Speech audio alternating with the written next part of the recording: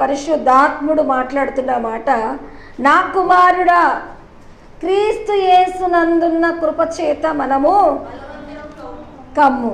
నిజానికి ఈ యొక్క కృప అంటే ఏంటో చాలామంది మరి బలహీనమైన ఆలోచన కలిగి ఉంటాము.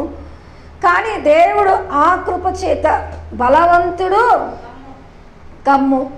కొన్నిసార్లు మనము బలం పెంచుకోవడానికి బలమైన భోజన మరి మా విలువలు మనం తినాలనుకుని మనం వాటి కొరకు వీటి కొరకు నిరాశపడతాం.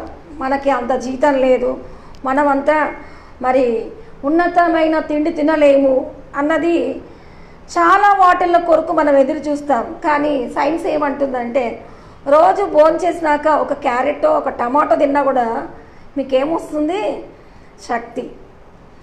అయితే కొన్ని విలువల్లో లోకానుసారంగా ఎట్లా చెప్పడం జరిగిందో చాలామంది మరి ప్రతి పరిస్థితుల్లో బలం పొందుకోవాలనుకోవడం దైవికమైన మరి విన్యాసాలకు వెళ్ళిపోతున్నారు. కానీ దేవుడు ఏమంటున్నాడంటే క్రీస్తు యేసునందున్న కృప చేతనే ఈరోజు మనల్ని అవ్వమంటున్నాడు, బలవంతులు అవ్వమని చెప్తున్నాడు. క్రీస్తు యేసునందున్న కృప అంటే ఆయన సమస్తం మన కొరకు మరి మన విలువలన్నీ ఆయన భరించి ఆయన కృప ద్వారా జీవించే ఆధిక్యత మనకిచ్చాడు. హల్లెలూయా. నేను ఒకరింటికి వెళ్ళాను, వెళ్ళినాక వారింట్లో నేను వాక్యం చెప్పాను. వాక్యం చెప్పాక అతను ఆ వాక్యాన్ని బట్టి ఏంటంటే దేవుడు మధ్యవర్తి అయి ఈ లోకానికి వచ్చాడని వాక్యం చెప్పినప్పుడు దేవుని యొక్క మధ్యవర్తితనంలో ఆయన మానవులకు దేవుడికి మధ్యగా వచ్చాడన్నది ఆయన అంత ఇష్టపడకుండా లోకంలో ఎన్నో విలువలను బట్టి మేము దేవుడి యొక్క నామాన్ని మేము సేవించే వారంగా ఉన్నాం. యేసు ప్రభు మా రక్షకుడు అన్నది మరి మన భారతదేశానికి కూడా స్వతంత్రత కల్పించిన కొంతమంది మహానుభావులు ఎట్లున్నారో మానవ జీవితాలకు కూడా దేవునికి మానవులకు మధ్యవర్తి అన్నది యేసు ప్రభు అని చెప్పినప్పుడు ఆయన ఒప్పుకోలేదు. హల్లెలూయా. ఒప్పుకోనప్పుడు మరి దేవుడు ఇదే మాట మనతో అందరికీ చెప్పాడు. ఏమని చెప్పాడంటే యోహాను సువార్త 14 మొదటి 2 వచనాల్లో ఏమని ఉంటుందంటే మీరు దేవుణ్ణి కూడా నమ్ముతున్నారు, నా యందు కూడా మీరు విశ్వాసం ఉంచండి. దేవుని నమ్ముతున్నప్పుడు నా యందు విశ్వాసం ఉంచండి. నేను మీకు ఏం కల్పిస్తాను? నివాస స్థలములను కల్పిస్తాను, లేని ఎడల మీకు చెప్తాను. అయితే హామీదారుడుగా మాట్లాడుతున్నాడు, తన యందు విశ్వాసం ఉంచమంటున్నాడు. అయితే క్రీస్తు యేసునందున్న కృప ద్వారా మనం బలము పొందుకోవడానికి హల్లెలూయా ఒక మనిషి రూపంలో వచ్చిన మానవుడికి దైవత్వ విలువల్ని ఇవ్వలేని వారిగా యూదులు కూడా అనుకున్నారు. ఏమనుకున్నారంటే ఈ లేఖనాలన్నీ మీ వినికిడిలో నెరవేరినాయి అంటే యోసేపు మరియా కుమారుడు కదా అని యేసుకు అంత ప్రాధాన్యత ఇవ్వలేదు. వైద్యుడా నిన్ను నువ్వు స్వస్థపరచుకో అని అక్కడ యేసును బట్టి మరి ప్రతికూలంగా మాట్లాడారు. హల్లెలూయా. ఎందుకు వాళ్ళు ప్రతికూలంగా మాట్లాడారు అని అంటే యేసు ప్రభు వాళ్ళ కళ్ళ ముందర మరి యోసేపు మరియల కుమారుడుగా ఉన్నాడు. ఈరోజు మరి మనము మన రక్షణ మనం బలం చెందాలి అని అంటే ముందు మనకు ఎలాంటి వాళ్ళు ఈ మాట చెప్పగలగాలంటే వాళ్ళు మన కళ్ళకు మన విలువలకు చాలా అజానుభావులై వారు ఒక ప్రత్యేక స్థితిలో ఉంటేనే మనం ఏ చమత్కార్యాన్ని బట్టో ఏ విలువలను బట్టో వాళ్ళు ఇచ్చేది మనం పొందుకోవడానికి మన ఊహ మన తలంపు మన కనులకు వింతైన వాటిని మనం కోరుకుంటాం. మానవ విలువల్లో మానవుడిగా వచ్చి ఈరోజు నేను ఇచ్చే కృప ద్వారా మీరు బలవంతులు కమ్మంటే నువ్వెవరో మాకు తెలియదా అని అనొచ్చు. కానీ దేవుడిని నమ్ముతున్నారు, నన్నును విశ్వసించండి అన్న మాట ఈరోజు యేసు ప్రభు యందుంటున్న కృపచేత మనము బలవంతులం కావాలి అని అంటే ముందు ఆయనను ఏం చేయాలని రాయబడింది? విశ్వసించాలి. హల్లెలూయా. నేను మీకు నివాస స్థలములను సిద్ధపరుస్తాను, లేని ఎడల చెప్తాను. ఈరోజు దేవుని కుమారుని విశ్వసించలేకే భూమి మీద యేసు ప్రభుని సిలువ వేయటానికి మరి ఆయనకుంటున్న ప్రాధాన్యతను హీనపరచడానికి హల్లెలూయా ఆయన ద్వారా బలం చెందని వారుగా ఉంటున్నారు. అందుకే మీకు అందరికీ తెలుసు యేసుప్రభు లేఖనాలలో యేసుప్రభుని మరి చంపేయడానికి యేసుప్రభు తర్వాత ఆయన శిష్యులు ఏమని మాట్లాడుకున్నారు, ఇతని ద్వారా ఇతని గురువును మనము చంపేశాం, వీరు ఏ బలాన్ని బట్టి కార్యాలు చేయగలుగుతున్నారంటే వాళ్ళు ఖచ్చితంగా తేల్చి చెప్పారు. చూడండి అపోస్తుల కార్యము 4వ అధ్యాయం. ప్రభువా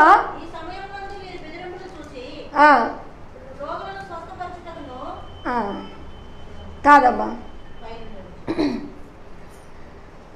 7వ వచనము 4వ అధ్యాయం 7వ వచనము. వారు పేతురు యోహాను మధ్య నిలవబెట్టి మీరు ఏ బలము చేత ఏ నామమును బట్టి చేసితిరని అడుగగా ఇట్లన్నాడు, ప్రజల అధికారులారా ఆ దుర్బలునికి చేయబడిన ఉపకారమును చూచి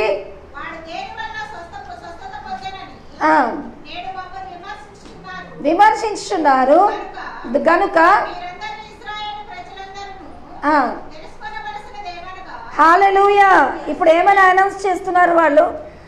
ఒక గుడ్డివానికి చూపు కలిగించారు, కొన్ని అద్భుత కార్యాలు యేసుప్రభు తర్వాత చేస్తున్నారు. అయితే అక్కడ వాళ్ళు అనుకున్నారు యేసుప్రభు మానవ మాతృడుగా మరి దేవుడి స్థానంలో మాట్లాడడం అద్భుతాలు చేయడం ఇష్టపడకుండా మరి ఆ యేసుప్రభు ప్రాంతం వాళ్ళ యేసుప్రభుని చంపడానికి ముందొచ్చినప్పుడు అక్కడ ఏమంటున్నాడంటే ఆయన తర్వాత ఆయన శిష్యులు చేసిన అద్భుత కార్యాన్ని బట్టి ఏ బలమును బట్టి ఈ కార్యాలు చేయగలిగారన్నది దేవుడు వారికి వివరణ ఇస్తూ పేతురు యోహానులు ఏమంటున్నారంటే మీరు సిలువ వేసినట్టు మృతులలో నుండి దేవుని లేపినట్టు నజరేయుడైన యేసుక్రీస్తు నామముననే స్వస్థత పొంది మీ ఎదుట నిలుచున్నాడని చెప్పడానికి సిలువ వేసిన యేసు నామమే అన్నది అక్కడ చెప్పబడిందంటే ఆయన చేతులు కాళ్ళు మేకులతో కొట్టేశాక ఆ నామము బలహీనంగా ఉందా బలంగా ఉందా మీరు చెప్పండి? ఆయన అద్భుతాలు చేసిన చేతులు మేకులతో కొట్టేశారు, ఆయన కాళ్ళు మేకులతో కొట్టేశారు, మరి ఆయన చేతులు బలవంతంగా కొట్టేసినాక మరి ఆయన చనిపోయినాక ఆయన తన నామమును బట్టి చేసిన కార్యాలు హల్లెలూయా. కాబట్టి ప్రియ దేవుని బిడ్డ క్రీస్తు యేసునందున్న కృప ద్వారా మీరు బలం చెందమని ఈరోజు చెప్తున్నారంటే హల్లెలూయా. దేవుని నమ్ముతున్నారు, నన్ను కూడా మీరు విశ్వసించండి అంటే మేకులతో కొట్టేసిన యేసు ప్రభువు మరి చనిపోయిన యేసు ప్రభువు ఇప్పుడు వారి మధ్యన అద్భుత కార్యాలు తన శిష్యుల ద్వారా జరిగించడమే సాక్ష్యం అంటే హల్లెలూయా. ఈరోజు మీరు ఇది తెలుసుకోవాలని నేను కోరుతున్నానని శిష్యులు చెప్పారు. హల్లెలూయా. ఏం తెలుసుకోవాలని కోరుతున్నారు? ఏ దాన్ని మీరు సిలువ వేశారో, ఏ వ్యక్తిని మీరు గాయపరిచారో, ఏ వ్యక్తి చేయకూడదని అడ్డగించారో ఆ వ్యక్తి ఈరోజు మీ మధ్యన లేకపోయినా ఆయన పేరిట మేము ఈ కార్యాలు చేశామన్నది ఇంకా మనుషులు పట్టి సిలువ వేయడానికి ఆయన నామము ప్రతి ఒక్కరి నోట నిలబడేటట్టు కార్యాలు చేశారు. హల్లెలూయా. కాబట్టి దేవుని ప్రియ జనాంగమా హల్లెలూయా. అక్కడ చెప్తున్నది ఏంటంటే క్రీస్తు యేసునందున్న కృప ద్వారా మీరు బలం చెందాలి అని అంటే ఆయన పునరుత్థానుని యొక్క శక్తి ద్వారా మీరు బలం పొందాలని దేవుడు కోరుతున్నాడు. హల్లెలూయా, హల్లెలూయా, హల్లెలూయా. అందుకే చూడండి అదే 1-2వ వచనంలో ఏమని రాయబడిందో తిమోతి రాసిన మొదటి పత్రిక, తండ్రి అయిన దేవుని నుండి క్రీస్తు యేసు నుండి కృపయు కనికరమును సమాధానము మీకు కలుగును గాక అని రాయబడింది. ఎందుకంటే ఆయన మనుషులు మరి బంధించినప్పటికీ మనుషులు హీనపరచబడినప్పటికీ ఆయన పేరిట మీకు సమాధానం, కృపయు, కనికరము కలుగును గాక అని దీవించడానికి ఈ నామము, ఆమేన్, బంధించబడిన నామము కాదు. హల్లెలూయా. ఎవరు మీకు ఆటంకపరచాల్సిన నామము కాదు. ఆ నామమే. ఏ నామం అని చెప్పాడు? యేసు ప్రభువు. అందుకే యేసు ప్రభు కృప ద్వారా మీరు బలము పొందుకోవాలి అని అంటే, మనుషులు ఈ లోకానుసారంగా చూస్తున్నారు కానీ అనూహ్యమైన ఆ కృపను వెంబడించగలిగినాయి. ఆ కృప ద్వారా బలం చెందడానికి, ఆ అనూహ్యతలో ఉంటున్న శక్తి యొక్క మరి విలువల్ని మరి వివేచించి ఎట్లా మనం బలం పొందాలి అన్నది హల్లెలూయా చాలామంది గ్రహించట్లేదు. అందుకే మీరు గ్రహించకుండా వేటిని బట్టి మీరు నిరీక్షిస్తున్నారో కానీ దేవుడి నామంలో వాళ్ళు ఒక మాట అన్నారు, మరి ఈ రాయే మూలకు తలరాయి, ఈ రాయే మూలకు తలరాయి అన్నది మీరు వేటిని నిర్లక్ష్యపరిచారో అదే మూలకు తలరాయి. ఒక ఆవిడ ఇట్లాగే బహుసంకటితపడి పీడితగా మారిందంట. ఆమె రక్తస్రావంతో బాధపడి అందరి హాస్పిటల్కి తిరిగి లాస్ట్కి ఎక్కడికి వచ్చింది? సంఘానికి, యేసుప్రభు దగ్గరకు వచ్చింది. అప్పుడు తన మనసులో అనుకొని తాకిన వెంటనే ఆమెకి స్వస్థత. అయితే మరి సంకటపడింది ఏంటనే రోగంతోనే కాదు, వైద్యుల దగ్గరికి వెళ్ళి తిరిగి ఇప్పుడు అదే మీకు యేసయ్య మీకు చెప్తున్నాడు, నేనిచ్చే కృప ద్వారా మీరు శక్తి పొందండి అన్నది. చాలాసార్లు దైవత్వము మీకు ఎట్లా పోల్చాలంటే, నయమాను కూడా కుష్టి రోగంతో బాధపడుతున్నాడు. అయితే ఎక్కడికి వెళ్ళాడు? ఎలీషా దగ్గరికి వెళ్ళాడు. అయితే బయట నుంచే ఆయన ఇట్లా మరి పలానా నీళ్ళలో మునగండి బాగవుతుందని ఒక్క మాట చెప్పాడు. మనిషిని చూడకుండానే మాట్లాడకుండానే ఇట్లా చెప్తే బాగవుతుందా అన్నది కోపపడ్డాడు. కానీ మరి ఎందుకైనా మంచిది ఆయన చెప్పినట్టు మునిగితే ఏమైంది అంటే, ఇంతకైనా శ్రేష్టమైన నదులు, సముద్రాలు మా దగ్గర లేవా? అయితే ఆయన మాట చొప్పున చేస్తే ఏమవుతుంది అన్నది మరి మునగగానే ఏమైంది? 7 సార్లు మునగగానే పసిపిల్లల దేహంలాగా మారిపోయింది. Praise the lord. చూడండి, మనుషుల ఆలోచన విధానానికి దేవుని ఊహిస్తున్నాం కానీ అనూహ్యమైన ఆయన కృప ద్వారా ఆ ధార్మిక శక్తిని పొందుకోవడానికి మనము మన యొక్క మనస్సును, వివేచనను, ఆలోచనను దేవుని యొక్క మరి కృప ద్వారా శక్తి పొందడానికి హల్లెలూయా మనము గ్రహించని వాళ్ళంగా ఉంటున్నాం. కాబట్టి ఇప్పుడు నేను చెప్పిన 3 సంఘటనల్లో కూడా దేవుడి యొక్క కృప ద్వారా మీరు బలం పొందుకోండి అని చెప్పిన మాటలో హల్లెలూయా దేవుడి యొక్క కార్యాలు మేము సిలువ వేసినాం కదా, ఏ విధంగా జరిగించగలుగుతున్నారంటే ఆ సిలువ వేసిన ఆ యేసు ప్రభువు బట్టియే, ఆ నామమును బట్టియే. అందుకే దేవుడు అంటున్నాడు, ఎక్కడ మరి ఆటంకాలు ఎక్కడుంటే అక్కడ నా కృప కూడా అధికంగా ఉంటుంది. ఎక్కడ పాపం విస్తారంగా ఉంటుంది నా కృప అక్కడ అధికంగా ఉంటుంది. దేవుడు కృపను అనుగ్రహించడానికి అందరికీ అనుకూలంగా ఆ యొక్క మహిమను, ఆ యొక్క కృపను విస్తరింపజేస్తున్నాడు. ఎందుకంటే అందరి వరకు ఆ కృప చెందడానికి, అందరూ శక్తి పొందడానికి, ఎవరు నశించడం దేవుడికి ఇష్టం లేదు. అందరూ ఆయన నామాన్ని పొందుకోవడానికి, ఆయన నామంలో ఉన్న కార్యాలు పొందుకోవడానికి, ఆయన నామాన్ని మీరు వహించి శక్తివంతంగా జీవించడానికి దేవుడు ఇష్టపడుతున్నాడంటే హల్లెలూయా. అందుకే దేవుడి నామంలో ఒక మాట రాయబడింది, తుదక ఆయన మహాశక్తిని బట్టి మీరు బలవంతులు కమ్మ. ఆయన మహాశక్తియే ఆ యొక్క మరి కృపచేత మీరు బలం పొందాలి అంటే అక్కడ ఒక మాట మనం చదువుకుందాము. కావున మనము తిమోతిలో రాసి,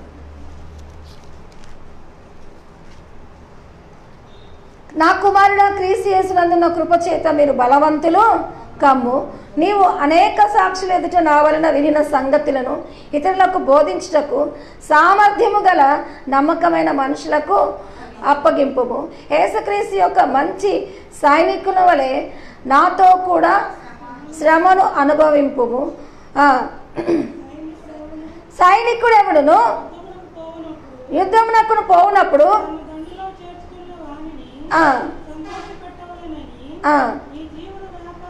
ఈ జీవన వ్యాపారంలో చిక్కుకొనడు. హల్లెలూయా. అక్కడ ఏమని చెప్పాడంటే, నీవు అనేక సాక్షులను వినిన సంగతులను ఇతరులకు బోధించడానికి, ఆ యొక్క విలువల్ని ఇతరులకు చెప్పటానికి కొంతమందిని ఏర్పరచుకో. ఎందుకంటే ఈరోజు ఆ శక్తి ప్రతి ఒక్కరు పొందుకోవడానికి బయలు వెళ్ళాలని కోరుతుంది. Praise the lord. అందుకే 12 మంది శిష్యులను మరి పిలిచి దేవుడు వారిని అభిషేకించి ప్రతి చోటికి వెళ్ళి నా నామాన్ని బోధించండి. అయితే బలమైన వాళ్ళకి ఏమైనా ఇచ్చాడా? ఆయన నామంలో ఉంటున్న అధికారాన్ని, ఆయన జయించిన విలువల్ని వాళ్ళకి ఇచ్చి పంపడం జరిగింది. హల్లెలూయా. ఈరోజు ఆయన నామంలో ఆయన పొందుకున్న సార్థకత ఏంటి? నమ్మి బాప్టిజం పొందుకోవడం వల్ల మీకు ఏం జరుగుతుంది? మార్కు సువార్త 16:16లో మీరు దయ్యములను వెళ్ళగొడుదురు, మీ మీద విషకరమైనది ఏది తాగినా మీకు హాని చెయ్యదు. మీరు తీసి చదవండి అమ్మ. నమ్మి బాప్టిజం పొందినవాడు రక్షింపబడును, నమ్మని వానికి శిక్ష విధింపబడును, నమ్మిన వారి వల్ల ఈ సూచక్రియలు జరుగును. ఏమనగా నా నామమున దయ్యాలు వెళ్ళగొడతారు, క్రొత్త భాషలు మాట్లాడతారు, పాములను ఎత్తి పట్టుకుందురు, మరణకరమైనది ఏది తాగినను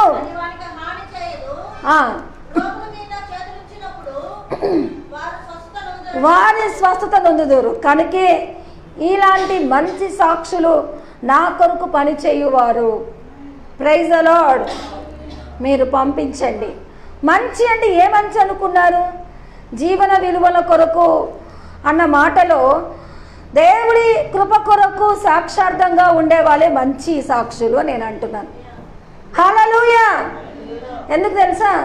జీవన విషయాల్లో జట్టి అయిన వాడు దేవుని కృపను బోధించలేడు. అందుకే వాళ్ళకి పెద్ద పెద్ద బ్యాగులు ఇవ్వలేదు. ఏమి ఇచ్చాడు?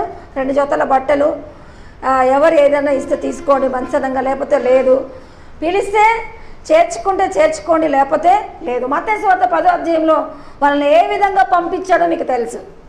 Praise the lord. ఏ విధంగా పంపించాడు? వాళ్ళని ఆయన నామం పేరిట పంపించాడు. ఇదే పెద్ద సాక్ష్యం. ఆయన నామమే సాక్ష్యం, ఆయన నామమే కార్యం, ఆయన నామమే ప్రతి చోట నినదించడానికి పంపించాడు. హల్లెలూయా. కాబట్టి ఈ జీవన విలువలు ఆ కుండలో పోసుకోండి, బ్యాగులలో పోసుకోండి, పెట్టుకోండి అని చెప్పాడా? చెప్పలేదు. Praise the lord. ఏమని చెప్పాడు? వారిలో లూకాసు వార్త కథ వచ్చి తీసావా? చూడండి. వాళ్ళు ఒక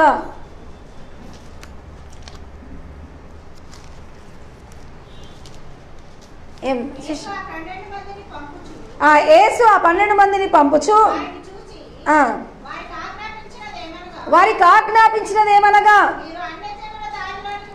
మీరు అన్యజనుల దారిలోకి వెళ్ళకుడి,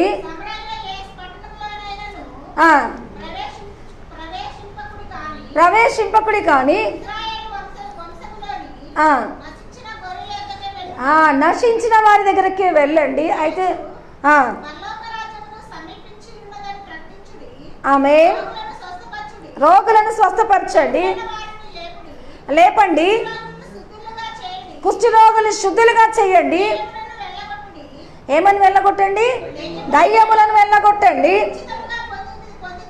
ఉచితంగా పొందితిరి, ఉచితముగా ఇవ్వండి. యేసునామం వీళ్ళకి ఏ విధంగా దొరికింది? ఉచితంగా పొందారు, ఉచితంగా ఇవ్వండి.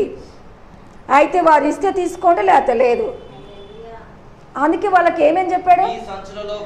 మీ సంచుల్లో బంగారమైనను వెండినైనను రాగి అయినను జాలనైనను 2 అంగీలనైనను చెప్పులనైనను చేతికరనైనను మీరు తీసుకెళ్ళకూడదు అని చెప్పాడు. ఉచితంగా పొందుకున్నారు, ఉచితంగా ఇవ్వండి అని చెప్పాడు. కానీ మీరు ఏమేమో పొందుకున్నారు, ఏమేమో చెయ్యండి అన్నది మీ బ్యాగులో నింపుకోండి అన్నది. అందుకే నమ్మకమైన సాక్షులు ఎవరంటే ఈ జీవన వ్యవస్థలో పడి ఇరుక్కున్నవాడు, ఇక్కడ సంతోషపెట్టాల్సిన వాడు కాదు, కృపకు సాక్షార్థంగా ఉండాల్సిన వాడు. నాకు మన సంఘంలో ఒక బ్రదర్ చెప్పాడు. ఆ బ్రదర్కి ఎంతో శాలరీ ఉంది. ఎంతో శాలరీ అంటే 1,50,000 దాకా శాలరీ ఉంది. ఆ బ్రదరు ఒక సాక్ష్యం చెప్పేది ఏంటంటే, తనకు తెలిసిన ఒక సేవకుడు అంట బ్యాగ్ వేసుకుని వెళ్తాడంట. ఆయన దగ్గర ఏమీ సొంత సంఘం కూడా లేదంట. ఆయన వెళ్ళి బోధించుకుంటూ వెళ్ళిన చోట ఇచ్చిన కానుకలతోనే ఇంటికి వస్తాడు. ఎడిదిరిగి ఆయనకు నెల గడిచిద్ది. అప్పు లేకుండా పిల్లలు కూడా చదువుతున్నారు సిస్టర్ అని ఆయన కోసం నాకు సాక్ష్యం చెప్పాడు. ఇదిగో ఇంత శాలరీ తీసుకున్న ఇతడు ఈ రేపు ఏమి కూడబెట్టుకోవాలి, ఏమి దాచిపెట్టుకోవాలి అని అనుకోకుండా ఒక సంచి తీసుకొని, సొంత సంఘం కూడా లేదు, ఒక 5-6 మంది ఇంట్లోకి వచ్చి ప్రార్థన చేస్తారు తప్ప ఆయనకంటూ ఇవి అవి ఏ యొక్క విలువలు లేవు. హల్లెలూయా. కాబట్టి ఆయన వెళ్ళి మరి ప్రతి నెల వాళ్ళ ఇల్లు ఎట్లా తెలియదు. ఒకటి వాళ్ళ సహోదరి కూడా ఏం పని చేయదో చేస్తే చెప్పలేదు, నాకు గుర్తులేదు.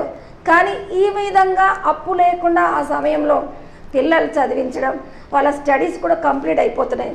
సిస్టర్, దేవుడి సేవకులు మరి నేనైతే ఇంత గొప్ప జీతం తీసుకుంటున్నాను. ఇంకా నాకు ఇలాంటి వాటి మీద విన్నప్పుడు నాకు ఆశ్చర్యం వేస్తుంది. హల్లెలూయా. మరి ఆ సమయాలు సందర్భాలు ఎట్లా గడుస్తున్నాయంటే, ఇప్పుడు వాళ్ళు జోలెనైనా తీసుకోమనలేదు, కర్రలు తీసుకోమనలేదు, ఇంకా అందులో కావలసిన సరంజామా అంతా పెట్టుకొని వెళ్ళండర్రా అని చెప్పలేదు. ఒకసారి మనం 5 రోజులు టూర్ వెళ్ళామంటే ఏం చేయాలి?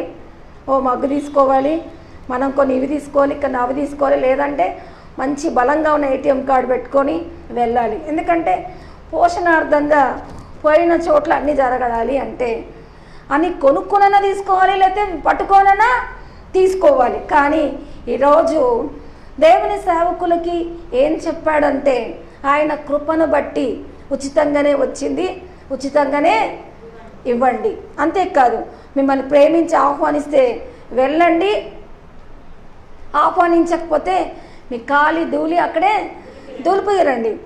వారు ఇచ్చింది తీసుకోండి, తినండి, వారికి శుభమని చెప్పండి, నా నామంలో అని దీవించండి. లేకపోతే అక్కడి నుంచి వెళ్ళి రండి. ఇక్కడ ఏదైనా కానీ ఇది అని గట్టిగా ఆదేశించింది ఏది లేదు అక్కడ. హల్లెలూయా. కాబట్టి దేవుని బిడ్డ, కృపను బట్టి బలం పొందుకోండి అని అంటే నమ్మకమైన సాక్షుల ద్వారా అది చాటించాలని ఇష్టపడుతున్నారంటే, ఈ జీవన శైలిలో చిక్కుకొనకుండా, వీటిల్లో వాటిల్లో ఇరుక్కోకుండా, నేను ఒక 10 years నుంచి సేవలోకి వచ్చిన బిడ్డ కొరకు మరి నేను ప్రయాసపడతా ఉన్నాను. అయితే వాళ్ళ నాన్నగారు మరి ఈ స్థలం కొనిచ్చారు. మరి మేము కూడా సంఘం కూడా అంత ఇంత సహాయం చేశాను. ఇప్పుడు కూడా కొన్ని విషయాలు భయపడతానే ఉంటాను మా అబ్బాయి. ఇక నువ్వు భయపడదు, ముందుకెళ్ళాలి. ఏది లేని ఇంత సమకూడిందా నీకు? హల్లెలూయా. నా పేరు వేరే, నీ పేరు వేరే. నీ పేరు చెప్పిన ఇంత సమకూడింది అన్నది ముందుకెళ్ళాలి. అయితే జీవన వ్యవహారంలో ఆలోచన చేసే వాళ్ళకి కేవలం భయం మాత్రమే మిగులుతుంది. మా భార్యకి ఏందో, మా పిల్లలకి ఏం చేయాలో, నాకు దీంట్లో పోషణ గడుస్తుందా, నాకు ఫ్యూచర్ ఉంటుందా, ఇట్లా జీవనం కోసం ఆలోచించే వాళ్ళు నమ్మకమైన సాక్షులుగా ఉండలేరు. వావ్, ఎంత బాగా మాట్లాడుతున్నారు. హల్లెలూయా. జీవనం కోసం ఆలోచించే వాళ్ళు వాళ్ళ ఏముంటుంది, వాళ్ళ ఆలోచన బరువుగా ఉంటుంది, వాళ్ళ ఊహ బరువుగా ఉంటుంది. ఇదంతా వాళ్ళ ఎక్స్పెక్టేషన్లో ఎక్కువగా ఆలోచన కలిగి ఉంటారు. కాబట్టి దేవుని బిడ్డ, హల్లెలూయా, క్రీస్తు యేసు కృపను బట్టి మీరు బలము కావాలి అని అంటే అపోస్తలుడైన పౌలు చెప్పిన టైటిల్ పెట్టుకోవాలి. ఏమని చెప్పాడు అపోస్తలుడైన పౌలు? చెప్పాలి. నన్ను బలపరచువాని అందే. నన్ను అంటే ఎవరు? మా అల్లుండి అడిగితే మా అత్త అని అంటాడేమో. హల్లెలూయా. నన్ను బలపరచని ఎవరనాలి? దేవుని యందు మన భక్తి సార్థకం అవ్వాలి. Praise the Lord. హల్లెలూయా. నన్ను బలపరచువాని యందే నేను సమస్తం చేయాలి అన్నది. నిన్ను బలపరిచేవాడు మరి ఏమితో నిన్ను బలపరుస్తున్నాడో, ఏ విషయంతో నిన్ను బలపరుస్తున్నాడంటే ఆయన కృపచేతను బలం పొంది ఆయన కొరకు జీవించే మరి నువ్వు మార్గం ఏర్పరచుకోవాలని దేవుడు చెప్తున్నాడంటే అలాంటి నమ్మకమైన సాక్షులు ఈరోజు ఈ జీవన శైలిలో ఇరుక్కోకుండా మరి ముందుకు వెళ్ళాల్సిన వాళ్ళుగా ఉండాల్సిన వాళ్ళు తమ కొరకు ఆలోచన చేసే వాళ్ళైతే ఈ ఆలోచన జీవితాంతం కూర్చొని ఉంటారు కదా. మనందరికీ సామెత తెలుసు, పెళ్ళి చూపులకు వచ్చిన టీ తీసుకురాకుండా అక్కడే కూర్చుందంట అమ్మాయి. ఎందుకు కూర్చుంది? పుట్టబోయే బిడ్డ పేరు ఏం పేరు పెట్టాలి అని. హల్లెలూయా. టీ ఇవ్వలేదు, అమ్మాయిని చూడలేదు, పెళ్ళి ఇంకా సెటిల్ అవ్వలేదు, కానీ బిడ్డకి ఏం పేరు పెట్టాలా అంటే చూడండి ఎంత ఊహ ఉందో. ఇట్లాగా జీవన శైలి కొరకు ఆలోచన చేస్తూ ఇలాంటి వాటిల్లో ఇతరులను సంతోషపరచాల్సిన వాళ్ళు జీవితాంతం ఉండు ఉండు ఉండు ఉండు అంటానే ఉంటారు. ఇట్లా ఉండని కాదు. హల్లెలూయా. ప్రభు కొరకు సిద్ధ మనసు కలిగిన వాళ్ళంగా ఉండాలి అంటే మనం ఆయన ఇచ్చే కృప ద్వారా, హల్లెలూయా, ఆయన ఇచ్చే కృప ద్వారా. అందుకే వాళ్ళ నా రాత్రి వేళ నా కొరకు నాకు మహిమార్థంగా అన్న మాటలో దేవుడు ఏం చేశాడు? రాత్రంతా ప్రయాసపడిన వారి దగ్గర మీరు వెళ్ళి ఆ బోధ విన్నాక వెళ్ళి వలలు వేయండి అనగానే పట్టజాలని చేపలు వచ్చాయి ఆయన బోధ విన్నాక. అయితే మేము రాత్రంతా ప్రయాసపడ్డాం, నా మాట చొప్పున చేయండి అన్నాడు. ఆ మాటల్లోనే ఆ దీవెనలు ఉంటాయంటే మొదట చెయ్యాలి అన్నది ఎవరికి అర్థం కావట్లేదు, మాట వినాలి అని అర్థం కావట్లేదు. జీవన శైలిలో కూర్చొని ఇక్కడి నుంచి 4 తరాల వరకు ఆలోచన చేస్తే కొంతమంది అంటుంటారు కదా, వాడు తింటుంటాడండి కుళ్ళు అండి, వాడికి దేహం వంట పట్టదు కదా, ఒళ్ళు లావెక్కదు. వాడు కుళ్ళు ఏంటంటే వాడు ఎప్పుడు ఆలోచన మనోవేదంలాగా పెట్టుకుంటాడు. అనవసరమైన ఆలోచనలు జీవితాన్ని బక్కచిక్క చేస్తాయి. Praise the lord. అందుకే మీరు ఏ విధంగా ఉండాలి అని అంటే ఎఫెసీ 1:17లో మీరు చూసినట్లయితే నేత్రములు వెలిగించబడిన తరువాత మరియు మీ నేత్రములు వెలిగించబడినందున ఆయన మిమ్మల్ని పిలిచిన పిలుపు ఎట్టిదో, నిరీక్షణ ఎట్టిదో, పరిశుద్ధులు ఆయన స్వాస్థ్యం యొక్క మహిమైశ్వర్యం ఎట్టిదో, ఆయన క్రీస్తు యేసునందు వినియోగపరిచిన బలాతిశయమును బట్టి విశ్వసించు మనయందు ఆయన చూపుచున్న ఆమేన్. హల్లెలూయా. మనయందు వినియోగించిన తన శక్తి యొక్క అపరిమితమైన మహత్యం ఎట్టిదో ఇప్పుడు మనం తెలుసుకోవాలి. హల్లెలూయా. జీవన శైలి కొరకు ఆలోచన చేస్తుంటే బ్రతకంతా ఆలోచన అవుతుంటుంది. ప్రభు కొరకు వాడబడాలి అంటే రేపటి కొరకు ఆలోచన చేయకుండా ట్రైన్ ఎక్కాలంటే ఎక్కాలంతే. హల్లెలూయా. ఆయన పిలుపు తీసుకొని వెళ్ళాల్సిన వాళ్ళు బట్టలు తీసుకొని వెళ్తాను, ఇండ్లకి ఇది తీసుకెళ్తాను. యేసుప్రభు రాకడలో కూడా అంతే. మరి ఆ రాకడ వచ్చేటప్పుడు ఒక పిలుపు వచ్చినట్టే మీరు ఏం చేయాలి? అక్కడికి ఇక్కడికి పారిపోవాలి. కానీ ఇంట్లోకి వెళ్ళి నా సామాన్లు తెచ్చుకుంటా, ఇవి తెచ్చుకుంటా, అవి తెచ్చుకుంటా అంటే ఏమవుతుంది? రాకడ సమయంలో మీరు వెనుదిరిగితే మీరు ఆపదలో ఇరుక్కుంటారు. ఒక ప్రమాదంలో పరిగెత్తాల్సిన వాళ్ళుగా ఉన్నారన్నది. హల్లెలూయా. దేవుని బట్టి మీరు బలం పొందుకుంటే, దేవుడి పిలుపుకి మీరు లోబడితే ఆయన కృప ఆ పిలుపులో ఉందన్నది. హల్లెలూయా. నేత్రములు వెలిగించబడి క్రీస్తులో మీరు ఆ పిలుపు మిమ్మల్ని పిలిచిన యొక్క పిలుపు యొక్క నిరీక్షణ ఎట్టుదో మీరు తెలుసుకోవాలి. సిస్టర్ నా సేవ చేయంటే నేను ఆడామెగా నాకు ఏ పిలుపు ఇచ్చాడు నాకు కూడా దేవుడు చెప్పాడు. అన్యుల మధ్యన మరి నువ్వు సమాలించి సేవ చేయడానికి వాళ్ళ మార్పు కొరకు నువ్వు నిలబడని నాకు చెప్పాడు. అయితే అన్యుల మధ్యన నిలబడడానికి మరి అన్యులకి ఎక్కువగా మరి ఆ అన్యస్థితిలో నుంచి వచ్చేటప్పుడు అనేక మరి అలా ఆలోచనలతో వాళ్ళు అనేకమైన సిద్ధాంతాలతో వచ్చి వాటిని వివరించడానికి ఓపిక, తల్లి లాంటి గుణము, వారి నడిపింపు నీ మాటలు నేను ఇచ్చాను.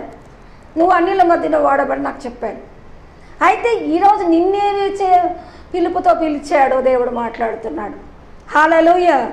ఎప్పుడైనా అడిగారా నన్ను ఏ పిలుపుతో పిలిచాడు, నాకు ఇచ్చిన పిలుపు ఏంటి, నాకు ఇచ్చిన ఏర్పాటు ఏంటి, నేను ఏ విధంగా వాడబడాలి?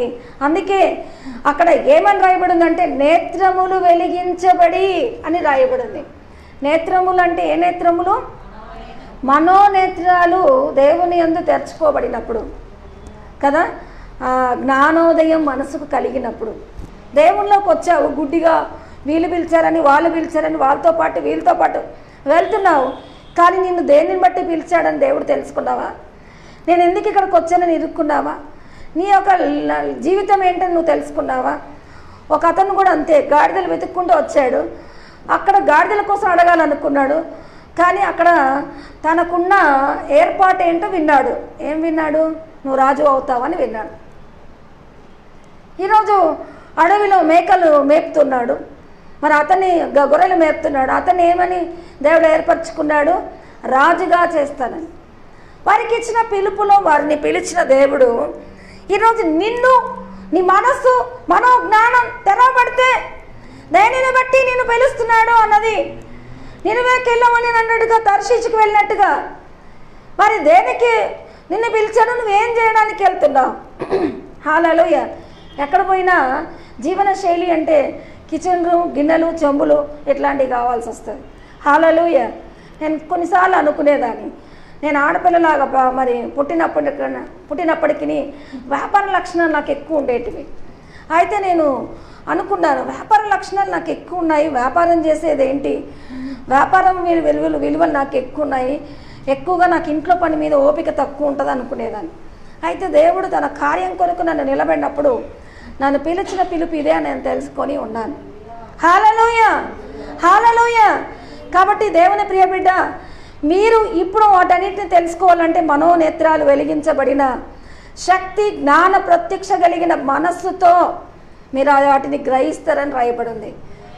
శక్తి, జ్ఞాన ప్రత్యక్షత కలిగిన మనస్సు మీకు దేవుడు ఇస్తే అప్పుడు మీరు గ్రహిస్తారు. అంతేకాదు రోమా 4:20లో విశ్వాసం వల్ల దేవుని వాగ్దానాన్ని గూర్చి చేసిన దానిని నెరవేర్చుటకు సమర్థుడమని రూఢిగా విశ్వసించి తిని. చదవము. విశ్వాసం వలన 4:20 రోమా. అవిశ్వాసము వలన దేవుని వాగ్దానమును గూర్చి సందేహింపక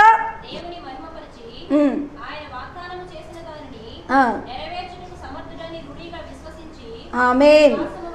అక్కడ అవిశ్వాసమును అన్నది ఎంత మాత్రం తీసుకురాకుండా దేవుడు ఎవరికి ఈ మాట చెప్పాడు? అబ్రహాముకి. అయితే అబ్రహాంతో దేవుడు ఒక వాగ్దానం చేశాడు. అయితే ఆయన విశ్వసించాడు. రూఢిగా విశ్వసించి విశ్వాసం వలన బలం పొందెను అని రాయబడింది. కానీ అవిశ్వాసం వలన దేవుని వాగ్దానాన్ని గూర్చి చేసిన దానిని సందేహింపక నెరవేర్చుటకు సమర్థుడవని విశ్వసించడంలో ఆయన మనసు తెరవబడిన ఆలోచన కలిగి ఉన్నాడు. Praise the lord. ఈరోజు దేవుని పిలుపులో నువ్వు ఏ విధంగా ఉన్నావు, నేను ఏ విధంగా ఉన్నాను. చాలామంది దేవుణ్ణి ఎక్కువగా ధ్యాసలోకి వెళ్తారు, ఆత్మలోకి వెళ్తారు, అట్లా వస్తారు. మేము సేవ చేయాలంటారు, తరువాత మేము పెద్ద స్క్రీన్లో కనిపించాలంటారు, పెద్ద పెద్ద బిల్డింగ్స్ కావాలంటారు, వాళ్ళకున్న టిక్ టాక్ కావాలంటారు. అయితే సేవ కొరకు, దేవుని కొరకు పట్టబడినప్పుడు అక్కడ వరకే ఆలోచన. దేవుడు ఇచ్చే కొద్దిని పొందుకోవాలి, కానీ ఆటలో అడుగు పెట్టగానే ఇవన్నీ కావాలని మొదటి రోజు నుంచే జీవన శైలిలో పడి మరి జీవన శైలి కొరకు దేవుని మరి ఏం చేస్తారు? ప్రేరేపించి ఏడిపించే వారిలాగా నసతో ప్రార్థన మొదలు పెడతారు. హల్లెలూయా. ఈరోజు ఆయన కొరకు చేసినాక ఆ విలువలే నిన్ను వెంబడించాలి. అయితే అబ్రహాము కూడా ఏం జరిగిందంటే అవిశ్వాసం వలన దేవుని వాగ్దానం గూర్చి చేసిన దాన్ని నెరవేర్చుటకు ఏమాత్రం సందేహింపక, అవిశ్వాసం వలన సందేహింపక సమర్థుడవని విశ్వసించి విశ్వాసం వలన వాటిని పొందుకోవడానికి బలం పొందాడంటే ప్రియ దేవుని బిడ్డ, ఈరోజు దేవుడి వల్ల కూడా నువ్వు ఆ కృప వలన బలం చెందడానికి బలం పొందుకో. హల్లెలూయా. దేవుడు నీతోనే మాట్లాడుతున్నాడు. దిగులు చేసిన రాత్రులు ఎన్ని, బాధపడిన రాత్రులు ఎన్ని, పళ్ళు కొరుక్కున్న రాత్రులు ఎన్ని, కానీ బలం పొందుకోవడానికి ఆ కృప నీ దృష్టికి ఎందుకు కనరాకుండా పోతుందనంటే నువ్వు జీవన శైలిలో చిక్కుకొని ఉంటున్నావు. అక్కడి నుంచి నీ చిక్కుముడి విడిపించుకోవాలంటే మనోనేత్రం తెరవబడాలి, విశ్వాసం నిలబడాలి. అప్పుడు నువ్వు వాగ్దానంలో నిలబడగలుగుతావని దేవుడు చెప్తున్నాడు.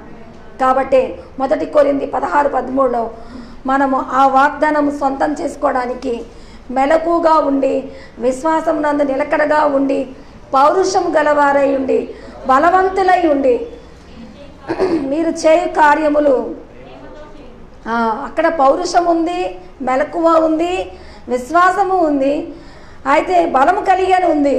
ఇట్లాంటివన్నీ ఒక బలంతో కూడిన మాటలు ఉన్నప్పటికీ అక్కడ చేయు కార్యములన్నీ హల్లెలూయా ప్రేమతో చేయండి అన్నది. పరిస్థితిని సమాలించుకోవడంలో మెలకువగలిగిన విశ్వాసం నందు మీరు వీటన్నిటినీ చేయాల్సిన వారు, అన్ని సందర్భాలను పోషించేవారుగానే ఉండాలి. కానీ జీవన శైలిలోనే నిత్యం బాధపడుతూ దేవుడి సేవకు వచ్చిన నాకేముంది నాకెన్ని అన్నది గోజాడి ఏడుస్తూ ప్రార్థన చేయడానికి దేవుని ఏడిపించే శాడిజం భక్తిని పెంచుకోవడంలో, ఇంకా కొంచెం నలుపుకోవడంలో, నీ వైరాగ్యంలో, నీ అడి ఆశనే మరి హెచ్చించుకొని ప్రార్థన చేయడానికి ముందుకు వస్తున్నారు. హల్లెలూయా.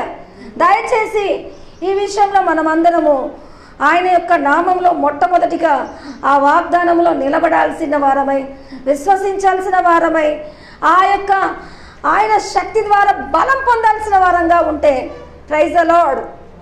ఎంతమంది ఉండాలనుకుంటున్నారు? ఆమేన్. అయితే ఈ మాటలు మీరు శక్తిగా పొందాలి అని అంటే యోహాను సువార్త 15:7 ఏమని అంటున్నాడంటే 15:7 నా యందు మీరును మీ యందు నా మాటలు నిలిచిన యెడల మీకు ఏది ఇష్టమో అడగండి, అది మీకు అనుగ్రహించబడును. హల్లెలూయా. నా యందు మీరును మీ యందు నా యొక్క కాదు మీరుండండి అంటారు. మాటలు కాదు, మీరుండండి అంటారు.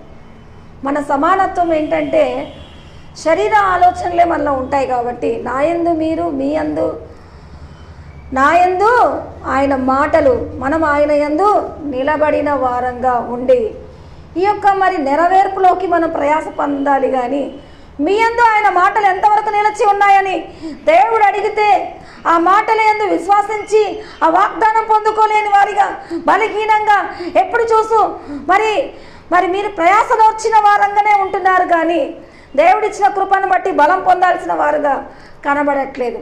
కృప అన్నది మీ ప్రయాసతో సంబంధం కాదు. Praise the lord. కాబట్టి రాత్రంతా ప్రయాసపడి ఇట్లా చేసి అట్లా చేసి, నాతో కూడా నేను చాలాసార్లు ఉపవాసాలు ఉన్నాను. ఉపవాసాలు ఉన్నప్పుడు మరి ఉపవాసాలు ఉండడంలో నా యొక్క అడి ఆశ నాకు చూపించాడు. నువ్వు దేవుల్లో ఎవరినో బట్టి నువ్వు నాకు శక్తివంతంగా నిలబడాలని వైరాగ్యం చెంది ఉపవాసం ఉన్నావు.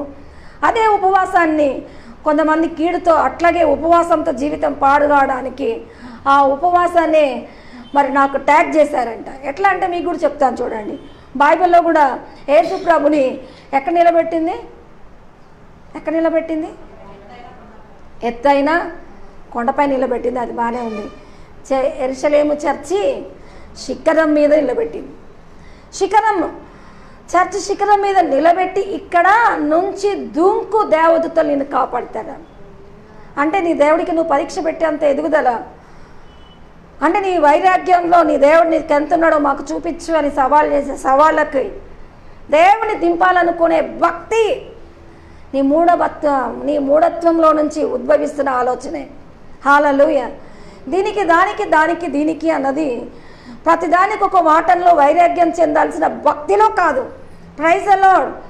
అప్పుడు నీ దేవుని నువ్వు శోధింపవలదు అని చెప్పాడు.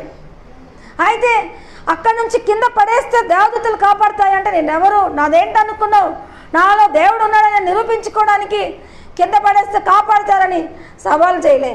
శోధింపవలదు. నీకు నీ దేవుడికి మధ్యన ఉన్న ప్రేమ ఎంతుందన్నది ఆయన యందు మీరు మీ యందు ఆయన నిలచినట్టు కాదు, మీ యందు ఆయన మాటల్ని మీరు పోషించి నిలబెట్టుకోవాలి.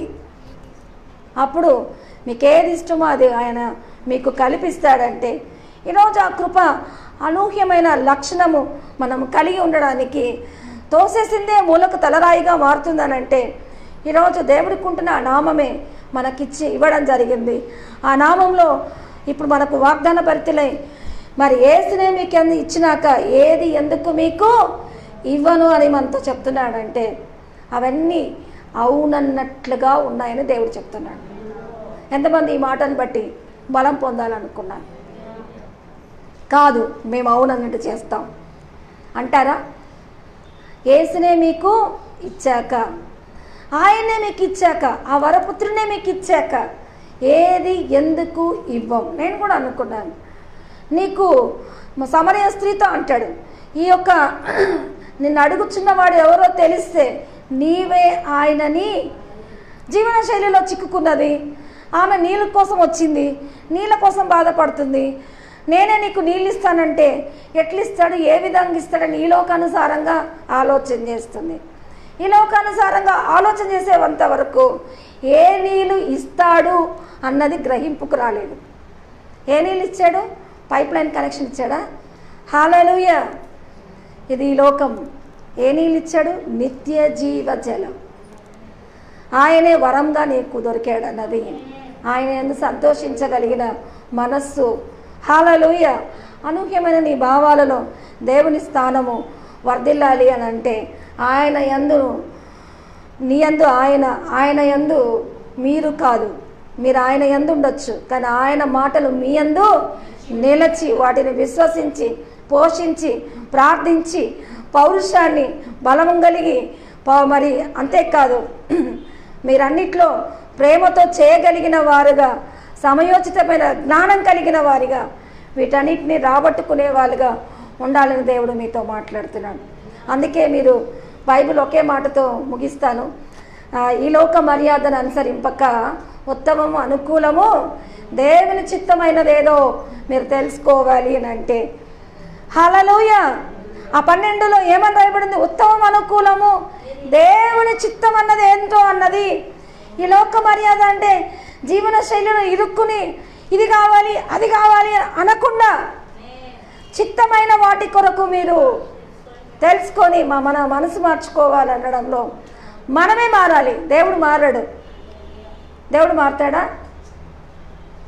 దేవుడు మరి కృప ద్వారా మీరు బలం చెందమంటున్నాడు. అందుకే ఆ కృప మన వెరగతలకి మన కొరకు ఆయన మరణించి ఆయనే మనకు అనుగ్రహించినాక ఆ వరాన్ని పొందుకున్నాక ఏది ఎందుకు మీకు ఇవ్వడం దేవుడు చెప్తున్నాడు. అయితే అన్నీ అవునన్నట్లున్నాయన్నది ఈరోజు ఆయన ద్వారా ఎంతమంది బలం చెందుకుంటారో ఈ లోక మర్యాదను వదిలిపెట్టి దేవుని శక్తిని పొందుకుందాం. అందరం కళ్ళు మూసుకుందాం.